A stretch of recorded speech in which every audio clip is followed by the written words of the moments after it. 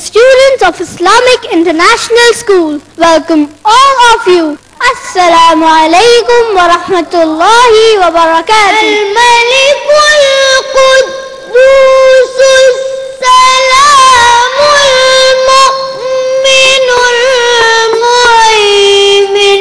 M-U-S-L-I-M, I'm so blessed to be with them. M-U-S-L-I-M, I'm so blessed to be with them. Don't know about you, I know about me. I'm proud cause I'm rolling Islamically. Everywhere I see, even on TV, people talking trash about the way I be. But what they all hate is if we get great, cause we're the only ones with our heads on straight. Don't ever frown on your head looking down. If you read the Quran, you're the best in the town. M-U-S-L-I-M, I'm so blessed to be with them. M-U-S-L-I-M, I'm so blessed to be with them.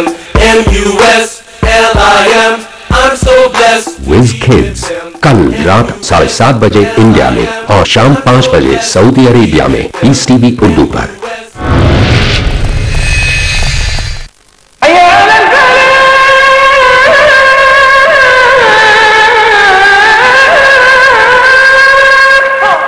सारी इंसानियत के लिए भलाई की दावत। वक्त फुर्सत है कहा काम अभी बाकी है, नूर तौहीद का इत्माम अभी बाकी है। मौलाना अबू जफर हसन नदवी अजहरी पेश करेंगे दावत हक। अगला प्रोग्राम पीस टीवी उर्दू पर।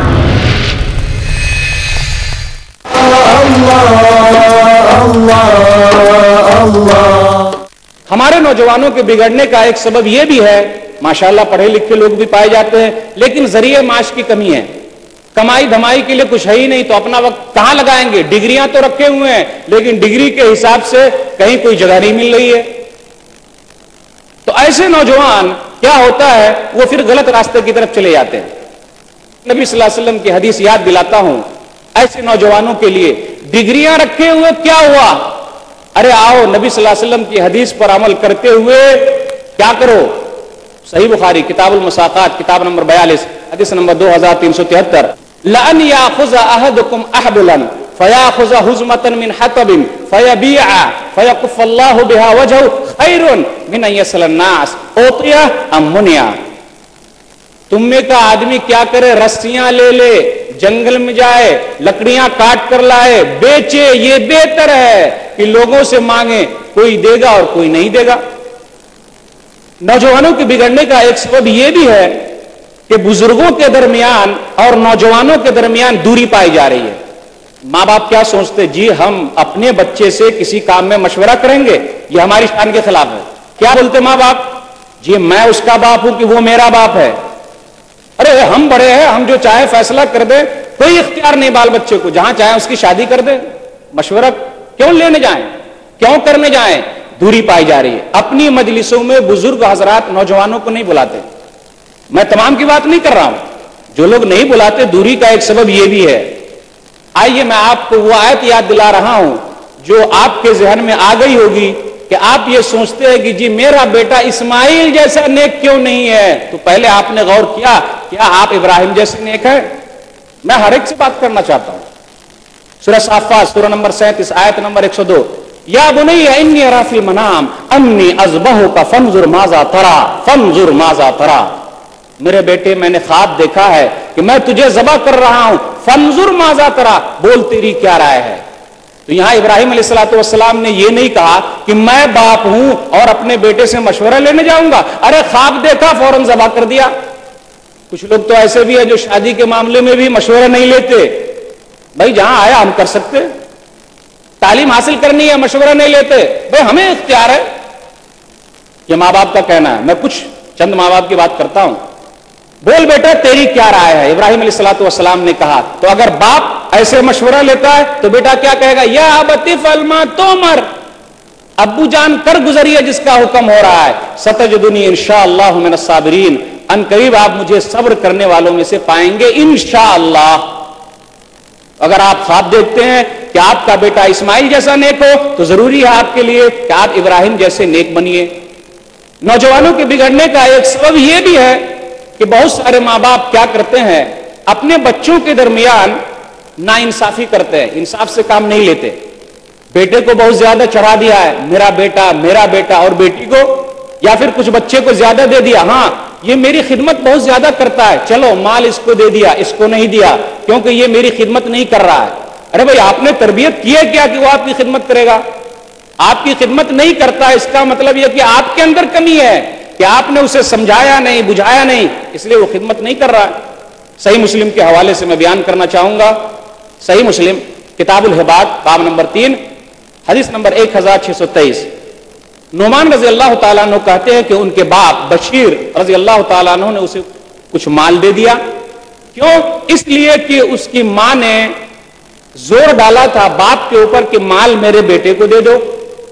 ان کے پاس یہ دوسری بیوی تھی بشیر رضی اللہ تعالیٰ عنہ کے پاس, تو ایک بیوی نے کہا کہ آپ میرے بیٹے کو مال دے دیجئے, یعنی نعمان کو مال دے دیجئے. سال بھر تک معاملہ چلتا رہا. کہا آپ اس کے لیے نبی صلی اللہ علیہ وسلم کو بھی گواہ بنا لیجئے. دونوں باپ بیٹے نبی صلی اللہ علیہ وسلم کے پاس آئے تو نبی صلی اللہ علیہ وسلم نے باپ سے پوچھا, افعلت ھذا بولدک کلہم, اے بشیر کیا تو نے اپنے تمام بیٹوں کو مال دیا ہے؟ لا, اللہ کے رسول میں نے نہیں دیا, صرف نعمان کو دے دیا ہے.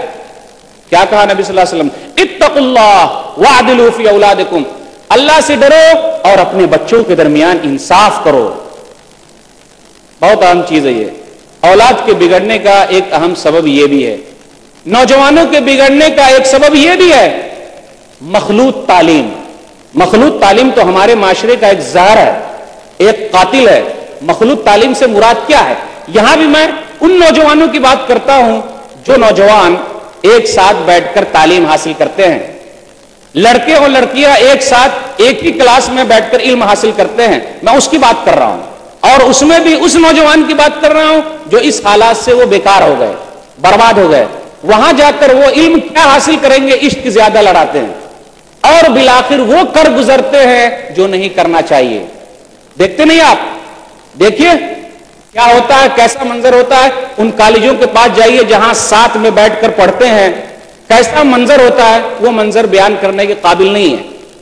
افسوس, صد افسوس کہ ہمارے درمیان ایسے اسکول کیوں نہیں کہ لڑکوں کے لیے الگ ہیں, لڑکیوں کے لیے الگ ہیں. کیوں نہیں ایسے؟ آپ نے یہ بھی سنا ہوگا اور آپ یہ اچھی طریقے سے جانتے ہیں کہ دنیا نے دیکھ لیا ہے کہ مخلوط تعلیم کے نقصانات کتنے ہیں. آپ نے سنا بھی ہوگا, پڑھا بھی ہوگا کہ کتنی لڑکیاں شادی سے پہلے ہی بچے والی ہو گئی. باہر بہت چل رہا ہے ایسا.